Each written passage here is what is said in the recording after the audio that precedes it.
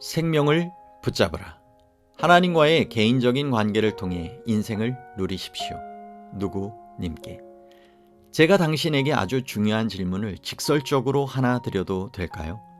당신이 오늘 사망할 것이라고 가정해 보세요. 심장마비 또는 사고로. 지금 당장 예수 그리스도와의 영원히 살게 될 것이라고 확신하나요? 어둠 속에 있지 않기를 바랍니다. 몇 가지 진실이 당신의 답을 찾는 데 도움을 줄 것입니다. 하나님과의 관계를 찾는 사람은 누구나 일생일대의 발견을 하게 될 것입니다. 1. 하나님은 나를 사랑하신다. 하나님의 사랑이 우리에게 이렇게 나타난 바 되었으니 하나님이 자기의 독생자를 세상에 보내심은 저로 말미암아 우리를 살리려 하심이니라. 사랑은 여기 있으니 우리가 하나님을 사랑한 것이 아니요 오직 하나님이 우리를 사랑하사 우리 죄를 위하여 화목제로 그 아들을 보내셨음이니라. 요한일서 4장 9절로 10절 말씀. 그것이 하나님께서 나를 위한 계획을 가지신 이유입니다. 하나님이 세상을 이처럼 사랑하사 독생자를 주셨으니 이는 저를 믿는 자마다 멸망치 않고 영생을 얻게 하려 하심이라. 하나님이 그 아들을 세상에 보내신 것은 세상을 심판하려 하심이 아니요 저로 말미암아 세상이 구원을 받게 하려 하심이라. 요한복음 3장 16에서 17절 말씀. 예수님은 약속하십니다. 내가 온 것은 양으로 생명을 얻게 하고 더 풍성히 얻게 하려는 것이라. 요한복음 10장 10절 말씀. 하나님께서는 나에게 아주 좋은 것들을 주십니다. 지금은 의미 있고 풍성한 생애, 후에는 영원한 생명을. 왜 하나님이 주시는 것은 별로 타당해 보이지 않을까요? 이 고통스러운 현실 이면에는 어떤 이유가 있을까요? 2. 우리는 우리 자신을 하나님으로부터 분리시켰다. 태초부터 사람은 하나님과의 교제로 부르심을 받았습니다. 사람들은 하나님과 개인적인 관계를 맺고 있었습니다. 자신의 자유의지로 사람들은 하나님으로부터 자신을 분리시켰습니다. 그들은 이런 식으로 독립할 수 있다고 생각하였습니다. 그렇게 하여 하나님과의 밀접한 관계를 잃어버렸습니다. 성경은 인간이 한 이 결정을 죄라고 부릅니다. 그것이 하나님을 향한 적극적인 반역이든 소극적인 무관심이든 상관이 없습니다. 죄가 하나님과 우리를 분리시킨다. 성경은 죄가 무엇인지 설명합니다. 오직 너희 죄악이 너희와 너희 하나님 사이를 갈라 놓았고 너희 죄가 그 얼굴을 가리워서 너희를 듣지 않으시게 함이니. 이사야 59장 2절 말씀. 죄를 짓는 자마다 불법을 행하나니 죄는 불법이라. 요한일서 3장 4절 말씀. 모든 불의가 죄로되. 요한일서 5장 17절 말씀. 많은 사람이 자신의 삶에 아무가 없다는 것을 깨닫습니다. 그래서 의미 있는 생애를 추구하게 됩니다. 하지만 그것이 어떻게 가능할까요? 하나님 없이 가능할까요? 그러나 정직하고 존경받을 만한 삶 혹은 세상을 더 낫게 만들려는 생각이나 종교적인 업적들로는 하나님과 우리 사이에 깊은 구렁을 건널 수 없습니다. 이 모든 노력으로는 죄와 그 결과를 제거하지 못합니다. 3. 이 모든 인간의 노력에 대해 하나님은 무엇이라 응답하시는가? 그분의 죽음으로 저의 죄값을 지불하였습니다. 그가 찔림은 우리의 허물 때문이요 그가 상함은 우리의 죄악 때문이라. 그가 징계를 받음으로 우리는 평화를 누리고 그가 채찍에 맞음으로 우리가 나음을 받았도다. 이사야 53장 5절 말씀. 죽으실 뿐 아니라 다시 살아나신 이는 그리스도 예수시니 그는 하나님 우편에 계신 자요 우리를 위하여 간구하시는 자시니라. 로마서 8장 34절 말씀. 예수님이 직접 말씀하셨습니다. 내가 곧 길이요 진리요 생명이니 나로 말미암지 않고는 아버지께로 올 자가 없느니라. 요한복음 14장 6절 말씀. 내가 할 수 없는 일을 하나님께서 나를 위해 하셨습니다. 그분은 나와 그분 사이에 깊은 구렁을 연결하셨습니다. 이것은 하나님의 아들께서 나의 죄를 위하여 죽으셨을 때 일어났습니다. 다른 이로서는 구원을 받을 수 없나니 천하 사람 중에 구원을 받을 만한 다른 이름을 우리에게 주신 일이 없음이라 하였더라. 사도행전 4장 12절 말씀. 우리는 예수님을 통하여 하나님과의 개인적인 관계를 발견할 수 있습니다. 이 사실을 아는 것으로는 충분하지 않습니다.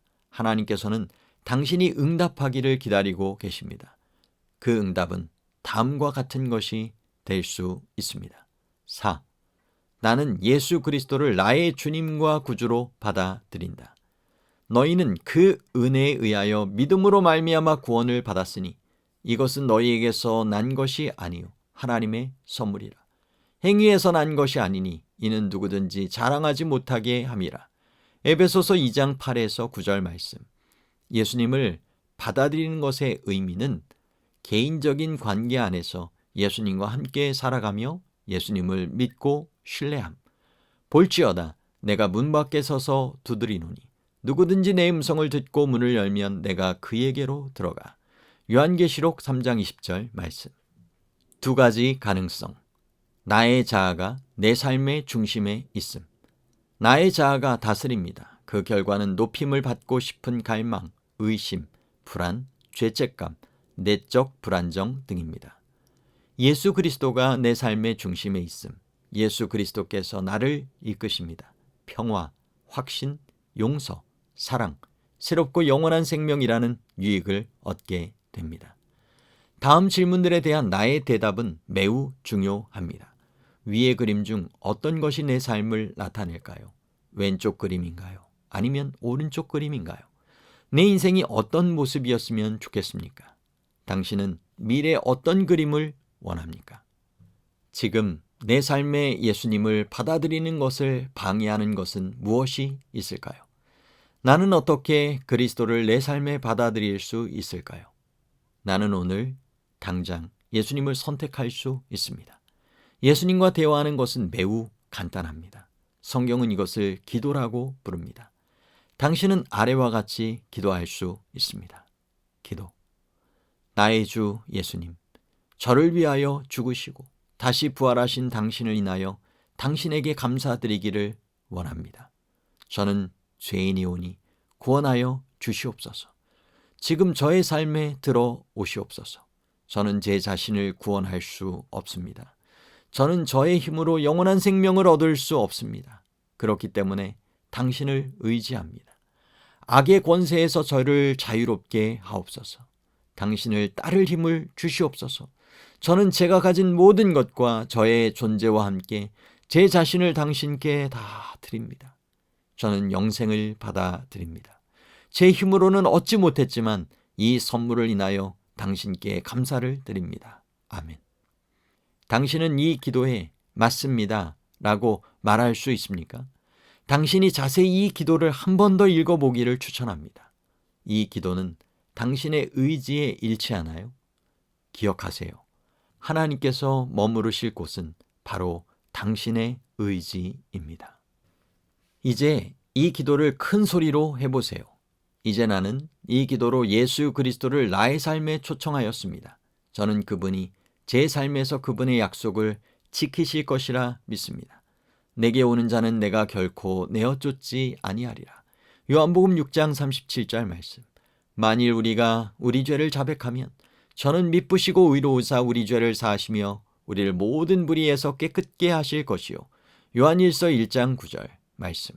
하나님의 말씀은 내게 확신을 줌. 아들이 있는 자에게는 생명이 있고 하나님의 아들이 없는 자에게는 생명이 없느니라. 요한일서 5장 12절 말씀. 5. 그리스도와 함께하는 새로운 나의 삶. 저는 이제 예수 그리스도를 저의 삶에 영접하였습니다. 저는 그분과 함께 이 길을 계속 가기를 원합니다. 저는 성경에 나와 있는 하나님의 약속을 진지하게 생각합니다.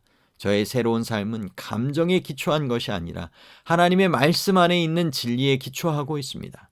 그런즉 누구든지 그리스도 안에 있으면 새로운 피조물이라. 이전 것은 지나갔으니 보라 새 것이 되었도다.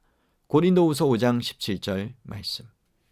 어떤 사람은 이 기도 후에 짜릿한 감정을 기대할지도 모릅니다. 한 엔지니어는 실망스러워하며 말했습니다. 저는 이 순종의 기도를 드리며 예수님께 약속했습니다. 그러나 저는 뭔가 특별한 감정을 느끼지 못했습니다. 당신은 당신의 생일을 예수 그리스도께 드렸습니다. 하나님과 하나님의 말씀은 신뢰할 수 있기 때문에 당신의 헌신 기도를 통하여 새로운 사실이 생겨났습니다. 이러한 맥락에서 다음의 깨달음이 중요합니다. 사실은 우리의 감정에 달려있지 않습니다. 사실은 어떤 감정 없이도 완전히 유효합니다. 나의 감정과는 무관합니다. 예를 들면 당신의 생일은 특정한 어떤 날입니다. 하지만 당신은 생일이라는 느낌이 전혀 없습니다. 당신이 생일이라고 전혀 느끼지 못한다고 할지라도 당신의 생일이 그 날이라는 것은 변하지 않습니다. 당신은 구구단을 합니다. 예를 들면 2 곱하기 2는 4 혹은 4 곱하기 4는 16입니다. 구구단은 사실이며 당신이 사실이라고 느껴야 할 필요가 없습니다. 이 지점에서 감정은 관련이 없습니다. 느낌은 사실에 대한 척도가 아닙니다. 그 엔지니어가 이것을 깨달았을 때 안심이 되었습니다. 저는 예수 그리스도께 네라고 말씀드렸습니다. 저는 이제 어떤 특별한 느낌이 들지 않을지라도 그리스도인입니다. 불행하게도 저의 어머니는 이 단순한 원칙을 설명해 주지 않았습니다. 내 삶에서 새로운 것 그리고 변한 것은 무엇인가? 1. 그리스도께서 내 삶에 들어오셨습니다. 요한계시록 3장 20절, 골로새서 1장 27절. 2. 그리스도께서 나의 죄를 용서하셨습니다. 골로새서 1장 14절, 요한일서 1장 9절. 3. 나는 하나님께 속하였으며 나는 그분의 자녀입니다. 요한일서 3장 1절. 4. 나의 생애는 이제 깊은 의미를 가집니다. 요한복음 10장 10절, 고린도후서 5장 14, 15, 17절. 5. 그리스도께서 그분의 가르침을 따르도록 나를 도우십니다. 요한복음 14장 15절, 15장 10절, 11절. 6. 나는 침례를 통하여 그리스도와 언약을 맺으려고 준비 중에 있습니다. 마가복음 16장 16절. 7. 그리스도께서는 내게 영생을 주십니다. 요한일서 5장 12절. 예수께서는 약속하십니다. 내가 온 것은 양으로 생명을 얻게 하고 더 풍성히 얻게 하려는 것이라. 요한복음 10장 10절 말씀. 생명은 성장이며 침체는 퇴행입니다.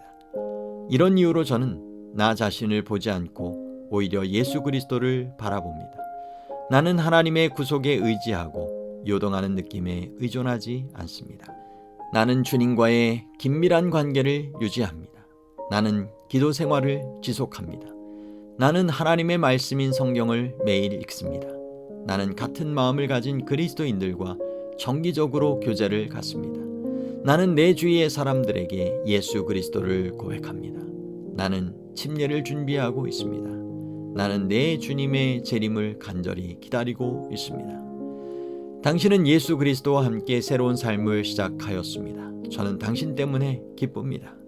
저는 당신의 결정을 약혼에 빗대어 보고 싶습니다. 약혼은 개인적인 일입니다.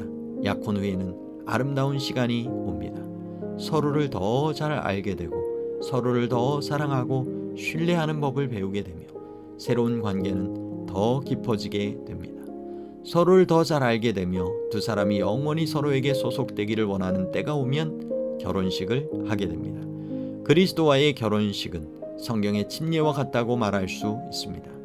믿고 침례를 받는 사람은 구원을 얻을 것이요 믿지 않는 사람은 정죄를 받으리라. 마가복음 16장 16절 말씀. 제가 예수 그리스도를 통한 우리와 하나님과의 관계의 핵심을 요약해 보려고 하므로 당신은 어쩌면 제 편지를 여러 번 읽게 될 수도 있습니다. 나는 어떻게 예수 그리스도를 더 잘 알 수 있는가? 우리는 같은 공간에 있지 않은 어떤 사람이든 이와 같은 방식으로 알게 됩니다. 대화를 하거나 전화를 하는 방식인데 우리는 그것을 기도라 부릅니다. 기도에 대해 읽으면서 성경에 있는 복음서들 마태, 마가, 누가, 요한을 읽는 것을 강력하게 추천합니다. 복음서는 예수님의 생애에 대해서 말해줍니다. 복음서는 전반적인 개요를 알게 하는 좋은 지침서입니다. 또한 성경을 14일 시험해 보는데 영감을 줄 수 있습니다. 안드레에게 보내는 편지 15를 참고하세요. 더 깊은 통찰을 위하여 주제별 성경 연구도 더하여 추천합니다. 어느 나라에나 무료 성경 통신 강좌가 있습니다.